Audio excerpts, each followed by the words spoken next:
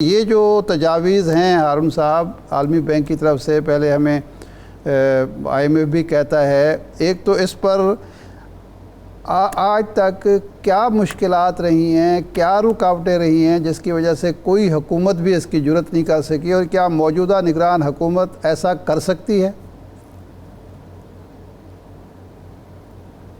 دیکھیے، پہلے تو میں کچھ وضاحت دیتا جاؤں کہ جو عالمی بینک کی پاکستان ڈیولپمنٹ اپ ڈیٹ ہے، یہ ایک ریگولر 6 ماہ کی پبلش ہوتی ہے اور کئی سال سے ہوتی آ رہی ہے۔ اس دفعہ اس کی ٹائمنگ ایسی ہے کہ اس کو ڈسیمنیٹ زیادہ کیا گیا، اور اچھی بات ہے کہ ڈسکشن میں آ رہی ہے۔ اور اس میں میری تھوڑی سی کرٹیک بھی یہ ہے کہ جو ہمیں یہ جو کام ہے یہ تو ہمارے کرنے کے ہیں۔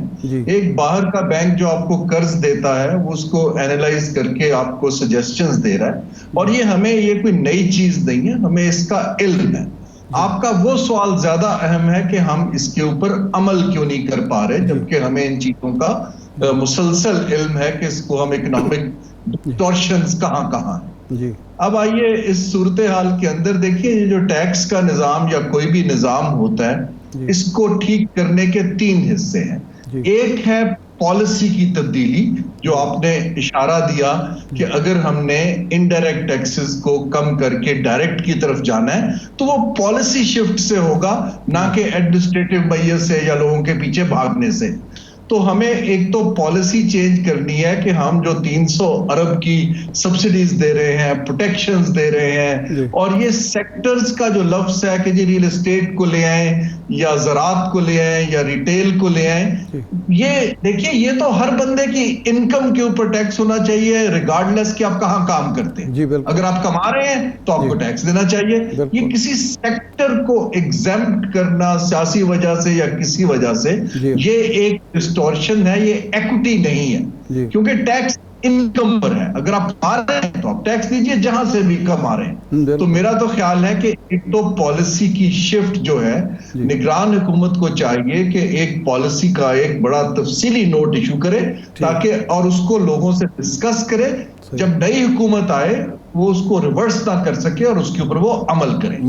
دوسری چیز جو بہت اہم ہے کہ آپ جو عالمی بینک کی بات کر رہے ہیں کہ چھوٹے 50,000 انکم والے پہ بھی لگائیں اور 5 لاکھ والے پر بھی لگائیں، دیکھیں یہ کام کی ایک سیکوینسنگ ہوتی ہے۔ کم انکم والا جو پہلے ہی انفلیشن سے دبا ہوا ہے، اس کے جاب لاس کا اس کو خطرہ ہے، کنزمپشن اس کی سکویز ہو چکی ہے، اپنی وہ ریل اسٹیٹ یا ایسٹس بیچ رہا ہے، اس کے اوپر سے اس سے آپ انڈائریکٹ ٹیکس بھی لے رہے ہیں۔ میرے حساب سے ٹائم وائز جب اتنی کم گروتھ ہو، اچھا ہارون صاحب اس پہ ہم آئیں گے، لیکن ایک سوال جو زراعت سے ہے متعلق، زراعت کا اور پاکستان کی سیاست کا چولی دامن کا ساتھ ہے۔ شاید ایک بڑی ریزن یہ بھی ہے کہ یہ جو شعبہ ہے اس پہ ٹیکس اس لیے نہیں لگ سکا کہ جو پالیسی میکرز ہیں، یہ لیجسلیٹرز ہیں، وہ بڑی تعداد ان کی زراعت سے ہی وابستہ ہے۔ اگر موجودہ نگراں حکومت ان کو ٹیکس نیٹ میں نہیں لا سکتی، زراعت کے شعبے کو بالخصوص، تو آپ سمجھتے ہیں کہ پھر یہ خواب ہی رہے گا کہ ہم توقع کریں کہ کوئی سیاسی منتخب حکومت آئے اور وہ آ کے یہ کر لے؟ جی، جب تک سیاسی منتخب حکومت اپنے الیکشن کو پیٹنیج پہ جیتنا چاہے گی، مراعات دے کے ریل اسٹیٹ والوں کو، زراعت والوں کو، جو بھی ان کا کنسٹیچوئنسی ہوگی، تو obviously وہ ان کو ہیسیٹیٹ کریں گے۔ لیکن یہ جو آپ نے SIFC بنائی ہے، میں ان سے کہوں گا کہ اب اس باڈی کو یہ ایک ایکشن لینا چاہیے کہ جو بھی حکومت آئے، اب وہ یہ مراعات جو ہیں اس کا وقت گزر گیا، اب جیب میں پیسے ہیں نہیں، آپ کو پہلے اکانومی کو سٹیبلائز کرنا ہے، پھر ریوائیو کرنا ہے، پھر گروتھ کی طرف جانا ہے۔ یہ ایک 10 سال کا سفر ہے۔ منموہن سنگھ صاحب نے کوئی 30 برس پہلے انڈیا کے ریزروز ہم سے کم تھے اس وقت ایک ریفارم کا پروگرام رکھا تھا کہ آپ نے اپنے پیر پہ اگلے 30 سال میں کھڑے ہونا ہے کہ نہیں ہونا ہے، آپ آج فیصلہ کر لیں۔ پاکستان کو فیصلہ کرنا ہے کہ ہم نے ڈائریکشن کیا لینی ہے۔ ہم انفارچونیٹلی بہت سالوں سے اپنے معاشی چیلنجز کو اپنی جیو پولیٹیکل پوزیشننگ پہ حل کرتے رہے ہیں، نہ کہ اکنامک فیصلوں پہ۔ اب ہماری وہ جیو پولیٹیکل بارگیننگ بھی کم ہو گئی ہے اور ریالٹی ہٹ کر رہی ہے۔ ان پرنسپل جو بات ارشاد صاحب نے بھی کی، آپ نے بھی کی، ویسا ہی ہونا چاہیے کہ جو کما رہا ہے وہ ٹیکس دے، بات سمجھ آتی ہے۔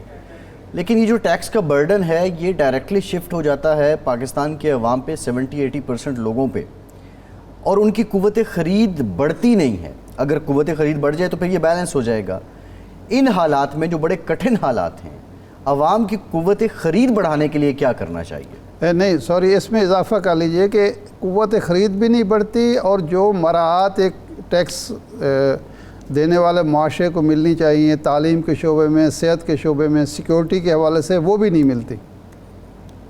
جی یہ جو سیکنڈ پارٹ ہے ارشاد صاحب، یہ زیادہ اہم ہے کہ اگر ہم لون لیتے ہیں یا ٹیکس سے ہمیں جو انفلو آتا ہے گورنمنٹ کے ریسورسز میں، اس کا ایکسپینڈیچر کہاں ہو رہا ہے.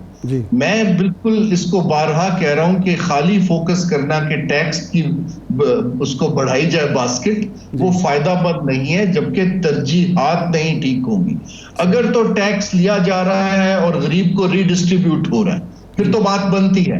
اگر ٹیکس دیا جا رہا ہے اور حکومت چلانے کے جو اخراجات صرف پورے کیے جا رہے ہیں تو اس کا بلکہ عوام کے اوپر منفی اثر پڑتا ہے.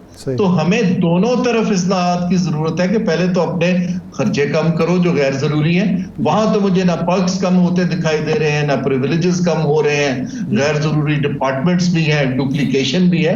تو ہمیں دونوں سائڈ کو دیکھنے کی ضرورت ہے. اب ٹائمنگ ایسی ہے کہ 25 لاکھ بچے اور بچیاں لیبر مارکیٹ میں ہر سال آ رہے ہیں. ہماری پاپولیشن گروتھ بھی زیادہ ہے. اب ان کو اکوموڈیٹ کرنے کے لیے 7% معاشی گروتھ چاہیے کنسسٹنٹلی. اب جب 2% گروتھ ہوگی تو وہ لوگ کہاں جائیں گے؟ اور اگر آپ انہی فیملیز کے اوپر ٹیکس کا برڈن بھی ڈال دیں گے، انفلیشن بھی نہیں گھٹا پائیں گے، بجٹ ڈیفیسٹ بھی بڑھ جائے گا، تو پھر تو یہ ایک بڑی غیر منصفانہ پالیسی مجھے دکھائی دیتی ہے.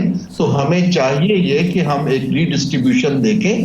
جب تک معیشت کھڑی نہیں ہوتی آپ ان لوگوں کا خیال رکھیں، اور جو بہت سے امیر لوگ جو ٹیکس نیٹ میں نہیں ہیں ان کو لائیں اور اپنے ایسٹس کو فروخت کریں اور اس پیسے کو ری ڈسٹریبیوٹ کریں، نہ کہ اس کو حکومت چلانے کے اندر استعمال کر لیں.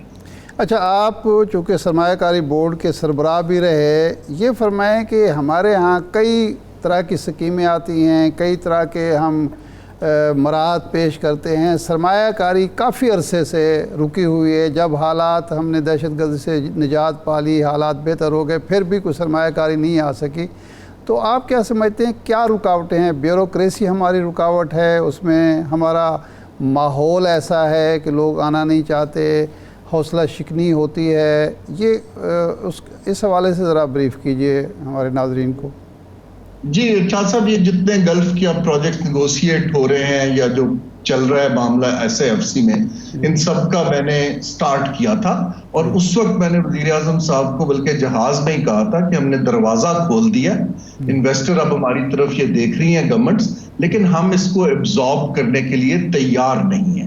یہ جو آپ کی بات ہے کہ رکاوٹ کیا ہے، 4 رکاوٹیں ہیں جو دنیا میں، لیکن انویسٹر کے پاس 4-5 مارکیٹس ہوتی ہیں کہ میں نے کہاں جانا ہے، خاص طور پہ فورن انویسٹر کے پاس. نمبر 1 وہ دیکھتا ہے کہ آپ اس ملک میں انویسٹ کریں گے تو آیا لا اینڈ آرڈر ٹھیک ہے، پراپرٹی رائٹس محفوظ ہیں، اس کی انویسٹمنٹ محفوظ رہے گی. دوسرا وہ یہ دیکھتا ہے کہ اگر کل کو کوئی کمرشل ڈسپیوٹ ہو جاتا ہے تو کیا اس کو سپیڈیلی ریزالو کیا جا سکتا ہے. تیسرا وہ دیکھتا ہے کہ ڈی ریگولیشن کتنی ہے، کہ میں سارا وقت ریڈ ٹیپ میں ہی رہوں گا کہ یہاں جلدی فیصلے ہو سکتے ہیں. اور چوتھا وہ دیکھتا ہے کہ کاسٹ آف ڈوئنگ بزنس اور پروفٹیبلٹی کی شرح کیا ہے. اب ہم جو ہیں بٹس اینڈ پیسز میں چل رہے ہیں. SIFC جو ہے بیوروکریسی کو تو پش کر رہی ہے کہ آپ کام تیز کریں، لیکن اس کی صلاحیت کہاں سے لائیں گے جب آپ نے سب چیزیں ایک جرنلسٹ کو دے دی؟ یہ جیسے ریفائنری ہے، میں نے اس کی فیزیبلٹی شروع کروائی، ہم نے سعودی عرب کے ساتھ نیگوشیٹ کرنا، لیکن سعودیز نے مجھے بڑا کلیئرلی ہائیسٹ لیول پہ کہا کہ اگر آپ منسٹری آف پیٹرولیم کو دے دیں گے ہمارا کاؤنٹر پارٹ تو یہ کام نہیں چلے گا.